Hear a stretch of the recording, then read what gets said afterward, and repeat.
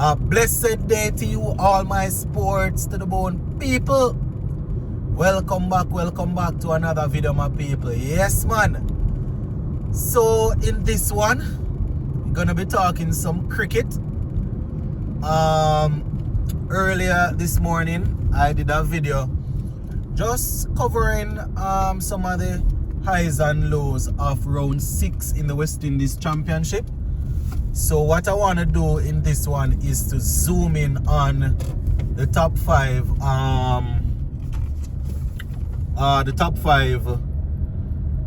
performers coming out of round 6 with both bat and ball.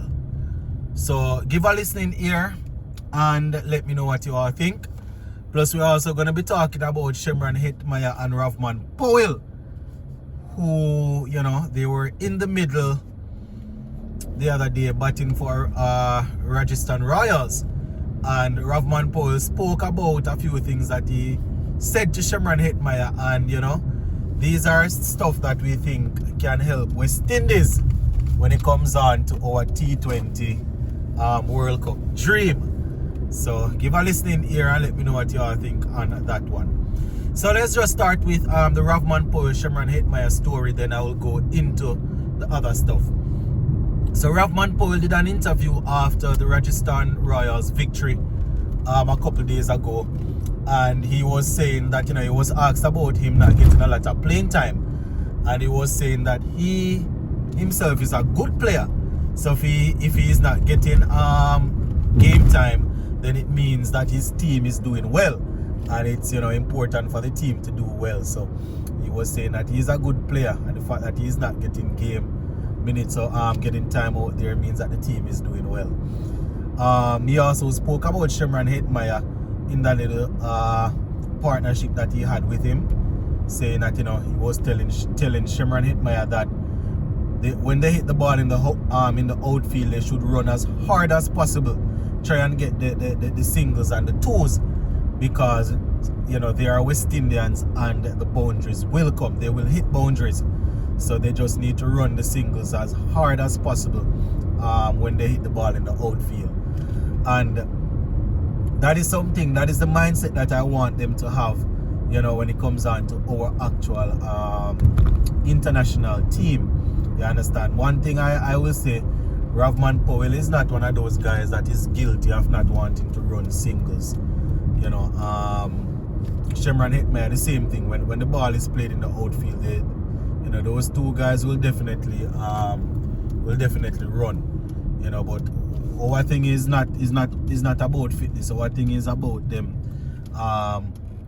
finding a way to actually get the ball in the outfield and rotating the strike, not worrying about only hitting boundaries and sixes. So I am not worried about them about fitness level or anything like that. I know those guys, once you know, those two, once it is there, they will take it. But this is the mindset that we want. You understand? We want them to bring into the World Cup if both of them are actually in the squad. You know, we definitely want to see them with that sort of mindset, getting the ball in the outfield and running those singles, maximizing on the singles, you know. So I just wanted to bring that to your attention, my people. So at least we have, you know, those two guys that are expected to be in the West Indies T20 squad for the World Cup. At least we have them there, you know, and they spent some time in the middle together. It's a possibility that they will have to spend time in the middle together, you know, in international cricket. So shout out to Powell and Hetmyer. Alright, just before we finish up in this one, so this morning I spoke about the centuries, saying that we got 7 centuries and a double century coming out of round 6. Spoke about some of the guys that didn't get a century or a 5-wicket haul, but they did pretty well. So in this one, I just want to dedicate this little part of the video to the top 5 guys coming out. We saw Rastan Chase, you know, getting 7 for 67. That was the best bowling performance there, 7 for 67. We also saw Tyson coming from Windward Islands getting 5 for 50, right? So he had the second best performance. Pramal, he got 5 for 55 representing Guyana. Anderson Phillip 5 for 71 from the Red Force. We also saw Goodrich representing CCC 5 for 92, and Rakim Cornwall 5 for 132 representing the Leeward Islands team. So those were the top bowlers coming out of round 6. And when it comes on to the batting now, Amir Django from Trinidad and Tobago Red Force, 218. He scored, he got the most runs in an innings there coming out of round 6. And when we take a look at the second place, we have Craig Brathwaite, West Indies captain, with that 189 that he got. Some good batting there. Was a bit slow, but he spent some time at the crease. Jason Mohammed with 157 from the Red Force team. Kemal Savory 155 from Guyana. Raston Chase on this list also with 127 from Barbados. Casey Carty, he was also amongst the runs, 127, and Tevin Imlak getting 101 not out. So those were the top 5 batsmen and top 5 bowlers coming out in terms of highest scored, runs scored in an innings. It was good to see the guys going out there and settling down. Under the video that I did this morning, I saw where someone was saying that it's a possibility that it was also poor bowling. But what I would say is, as much as I saw where the bowling could have been better, but I have to give kudos to the guys, because even with bad balls, we have seen where our guys, they go out there and get set, and bad balls come and them just lash after the bad ball and get out just the same. You understand? So the fact that they were still able to stay out there and bat and scored, not only scored centuries but big centuries. You understand? And we saw the double century there from Django. Throughout that, it simply means that they would have gotten good balls also. You understand, if they're batting that long. But at least they were able to negotiate those, and the bad balls that sometimes get our batsmen out, they were able to either leave them or put them away. In terms of the bowling, it basically the same guys, except we have Tyson doing his thing, and Goodrich. Basically the same guys, once Raston Chase is playing, the quality is expected to pick up wickets. Versamir Pramal, Anderson Phillip, you understand, Cornwall, these guys. So basically the same ones coming through again.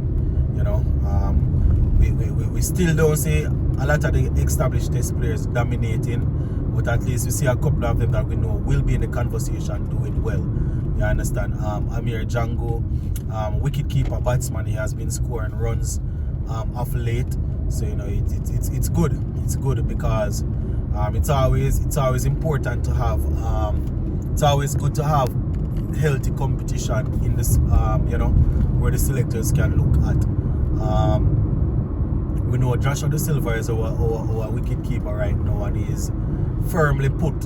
Not saying that he should be dislodged based on this season, but what I'm saying is it's always important when we have guys performing. Just as how we call in for people to perform with bat and ball, we want the wicket keepers to, they are called wicket keeper batsmen. So obviously there are specialist wicket keepers, but there is a reason why teams continuously rotate wicket keepers. It's hardly because of their glove work. You understand? Most of our wicket keepers coming through, their glove work is usually good. It's just that batting at number 6, 7 in a test team, you still expect them to give you runs. So most times when you see the rotation and the switching up, it's because of that. We always have the conversation about specialist wicket keeper. They should be there to keep, and then they give you runs with bat if they can. But that's not how it is. Since Adam Gilchrist and them guys turn the thing. You understand? I have always used Dennis Ramdin as the perfect example. This man was the best glove man in the Caribbean for years. You understand? One of the best gloves man in the world. But they kept rotating him at one point with people like Carlton Barr, Shane Dowrich. Well, not even Dowrich, but there was another guy. don't remember if it was Chadwick Walton. Not Chadwick Walton. There was another Walton, I think it was. You understand? But there's a reason why we had the best glove man in the Caribbean and one of the best in the world at the time. But we kept on rotating him. It's because, when it comes on to Test cricket, you're looking for a wicket keeper that's going to contribute just the same. And if it was only about them just being specialist wicket keepers, then you wouldn't worry about their batting. There's a reason why they continue to rotate them. So I'm just saying this to say that with Django performing, it's good. You understand? And we see a young wicket keeper coming through that was at the under 19 level just the other day, Joel Andrew, doing his thing just the same. So it's good. It's always good to have healthy competition. So I just wanted to point those out for you guys. I'm not going to prolong this one much longer. Just wanted to tie in this video with what I did this morning. You understand? Just to make sure that I actually give credit to the top players coming out of that round. Big up on yourself, my people, and stay safe.